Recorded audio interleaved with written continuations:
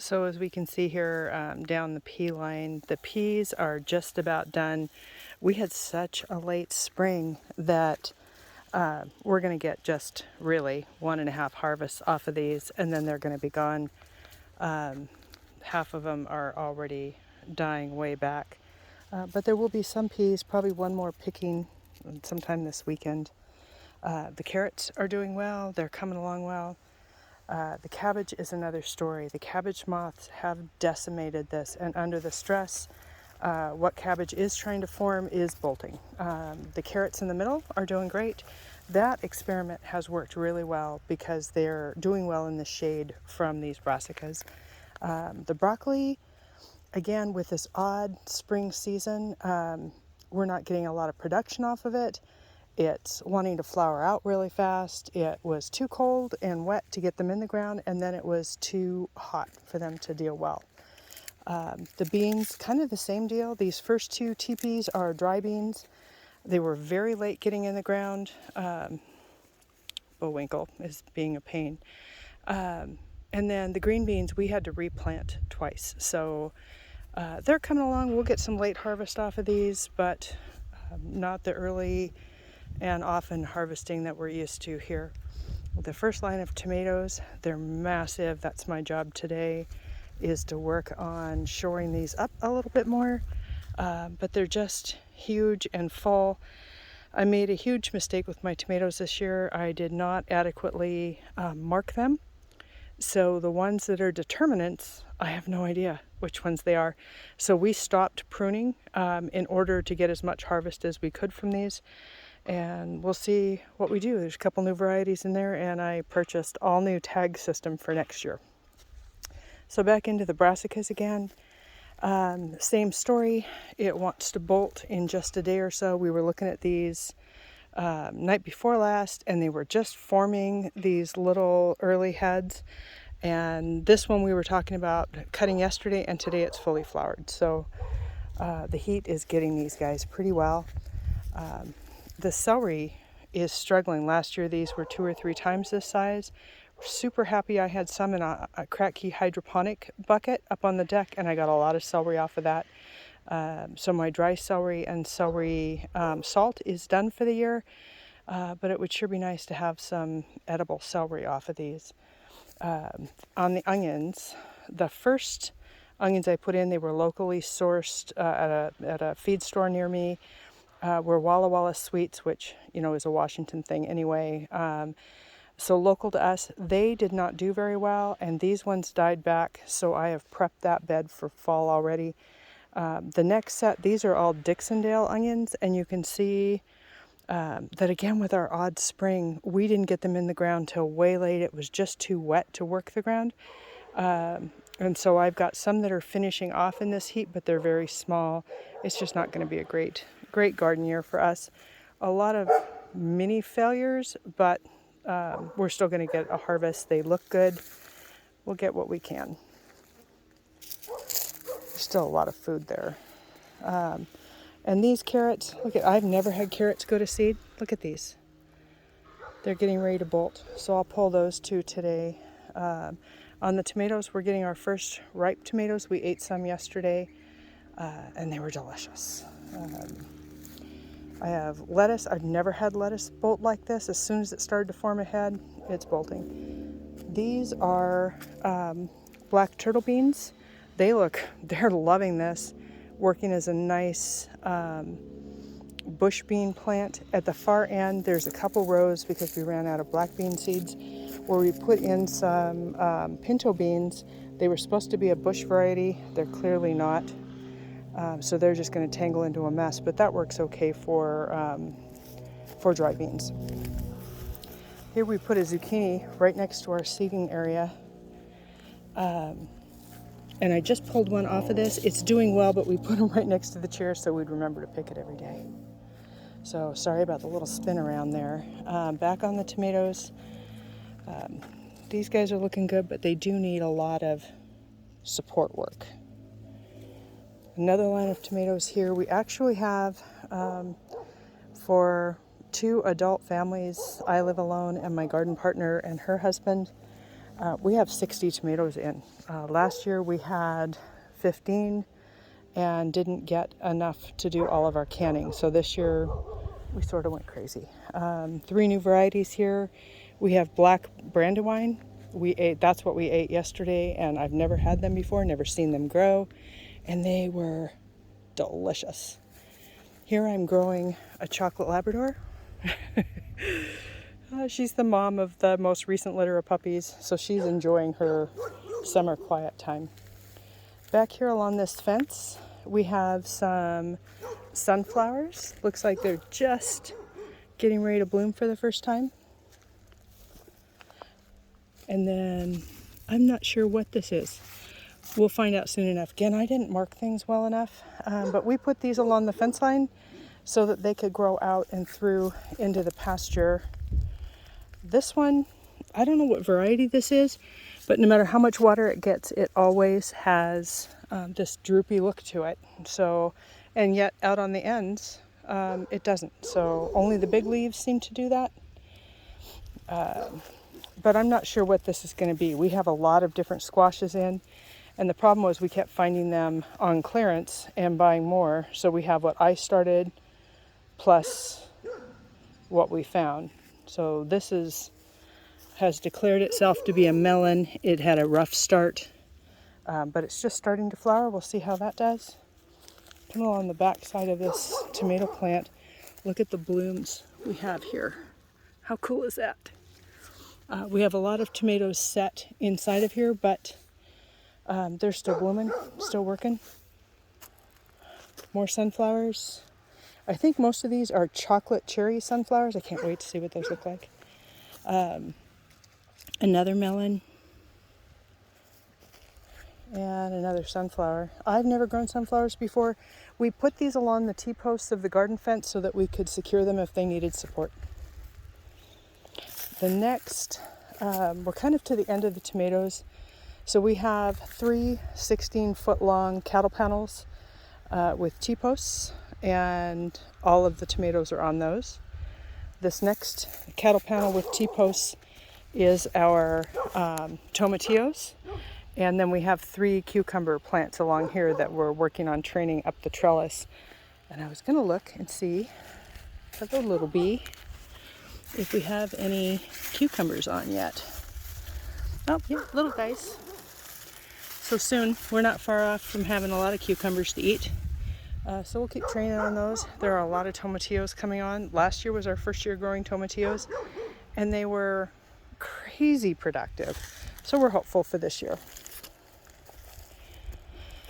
All right, so I have a garden problem I'm hoping you guys can help me with, and that is that I have a 5-month-old puppy that loves peppers of all kinds, and she eats them. So she comes into the garden, she steals them off the plants, and then she runs away with them and eats them. And given her way, she'll make sure that we never see a ripe pepper. So this is another zucchini plant covered with flowers, but not much else going on there right now. The next one is a trailing. It's going to be a hard squash. I think this is going to be a geet squash. It's covered with flowers. We'll see how that one does. And then this is our yellow zucchini here. I need to pick it today. It's doing great. Super happy.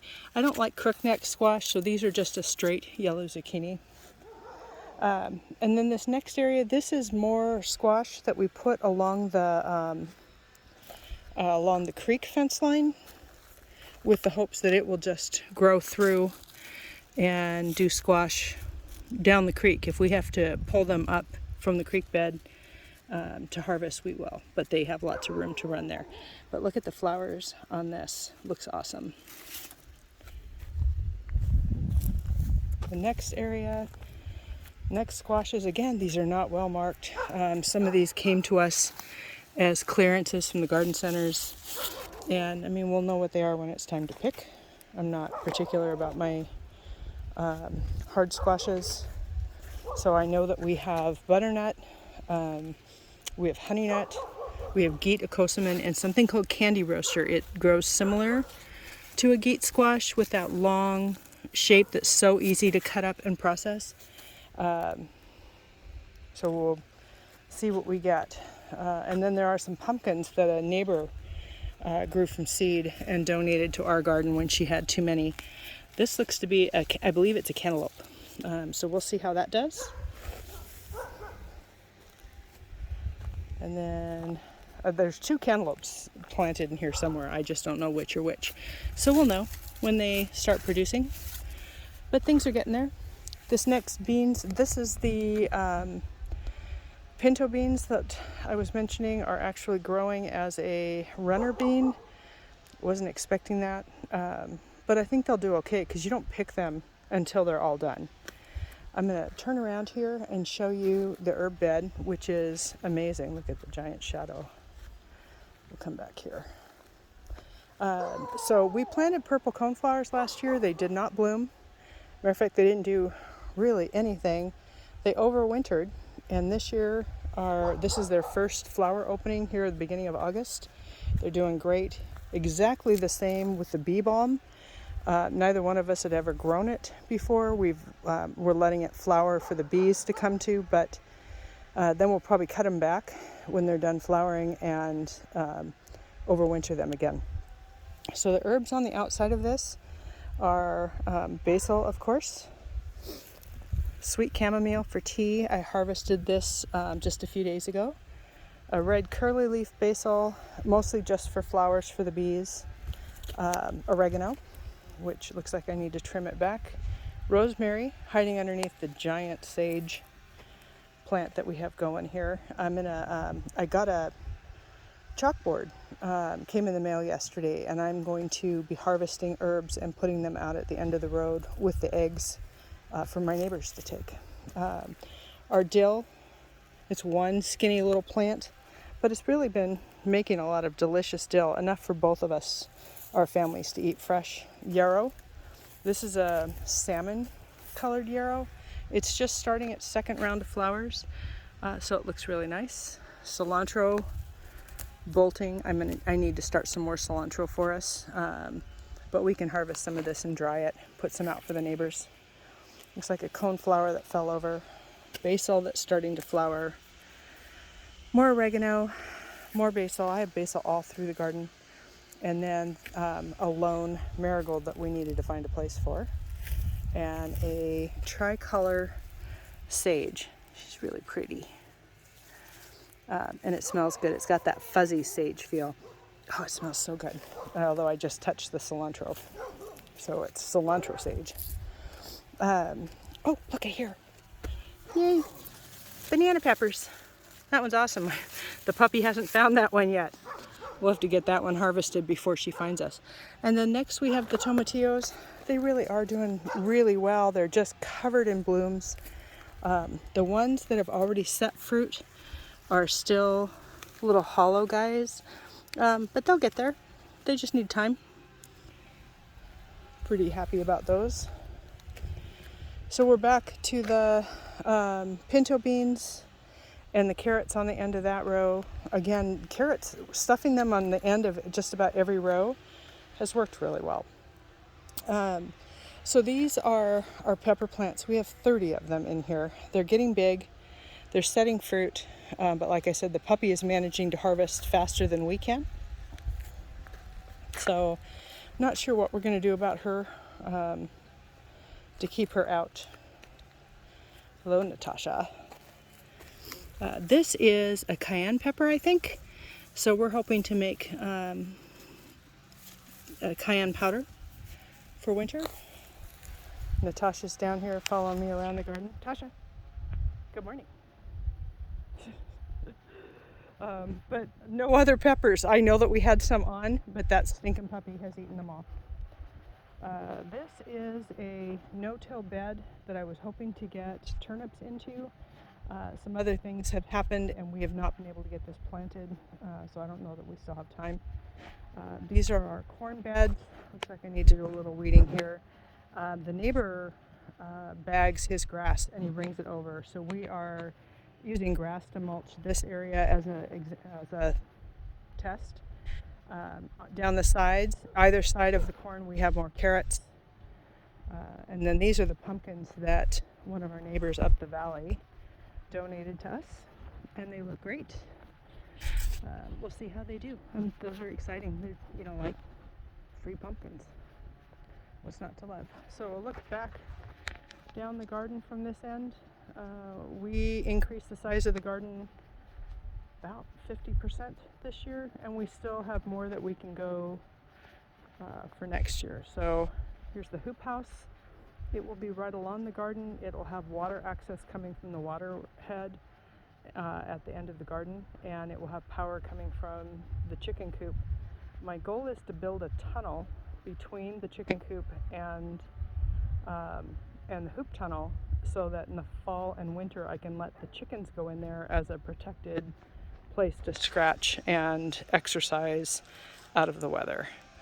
So the chickens are all inside eating because I just fed them. And then we have this space that we can still stretch the garden out if we need to next year. We may do more corn next year. This is the pile of compost that we brought in that we're still pulling from. And we're going to walk back and I'll show you the garlic harvest. So this was our garlic bed. Here you can see we just harvested it day before yesterday. I'm going to come down and turn this over a little bit, add a bunch of goat bedding to it, and then top dress it with some spent hay from the goats, and it will be ready for planting in the fall. I'll probably add a layer of compost to it too, because we have all that compost. So heading across our chair area, and in our equipment box right now is storing all of our garlic. Look at the size of these. This is our hardneck variety. You can tell hardneck, I can barely bend it at the tops. So we're going to save most of these for planting, I think. And then our smaller garlic, softneck garlic, it did not fill out. This is probably the nicest one, pretty good size. But I bought a bunch of grocery store organic garlic, and this is what those produce, really small heads. So we're not going to go that way again. I kind of think tomorrow morning is Saturday. I may go to the farmer's market and buy some heads of garlic. Oh, here's a nice one. For planting. It's a lot less expensive than seed garlic, and it is freshly grown, so you know it's a variety that does well in your area. So I've had that work really well before, but because these giant hardneck garlics, they probably only have 6 to 8 cloves in them, we'll save at least half, if not more, for planting. So that's it for me on the garden. This garlic will split between the two households and seed garlic. So we'll pull some seed stock from this, and then we'll split everything apart for the families. And then I know that between us, we're going to start a big batch of garlic confit in the oven one evening coming up here. I'm just going to scan through. The beehives are doing well. There's actually a yellow hive on the right of the green one that's still low. It has a brand new queen in it, and it's probably about ready for the next box. So the goal for them is to just let them strengthen their hive and get ready for winter. The other two, hopefully we're getting some honey from, maybe just a frame or two for us, but they are putting up enough honey for their winter needs. So that's it from the garlic garden today. I'm standing here in front of the garlic. My garden partners back here are working hard, as you can see, and we are doing pretty well. It's a gorgeous garden. The flowers, we'll take just a second and take a look at these green zinnias, something I've never had before. Look how pretty these are. They're beautiful. And then this candy stripe zinnia, first time I've grown those. We have these cosmos, look amazing. And the osteopernums are just really getting going, and they're so cute, the double colors. The African daisies. This is a cigar plant. It's cute, nothing spectacular about it. So then we have the orange zinnias, and we have some pot marigolds that are really getting going. I've never heard of them before, didn't think I had planted them, but here they are. They're pretty. I love the colors. I love their open faces. More osteopernums getting ready to go there. Really pretty. And we put the flowers are directly in front of our seating. So when we sit here, we get to watch the butterflies come in and the hummingbirds. We can run the fountain. It's on a solar charger, and enjoy our time in the garden. So if you're struggling with your garden, if the weeds seem like they're overwhelming, this is 2 people handling this without working very hard. We come down here with a glass of wine, we sit, we enjoy the space, we get up and we walk through, look for things to harvest and pull a few weeds, and then we just sit and enjoy the space again. Make it a pretty place, make it a place that you want to sit and spend your time there. The garden won't seem nearly as overwhelming when you like being here. So enjoy your day, friends. I'm going to go gather eggs and go up and do household chores, but it's gorgeous. Bye.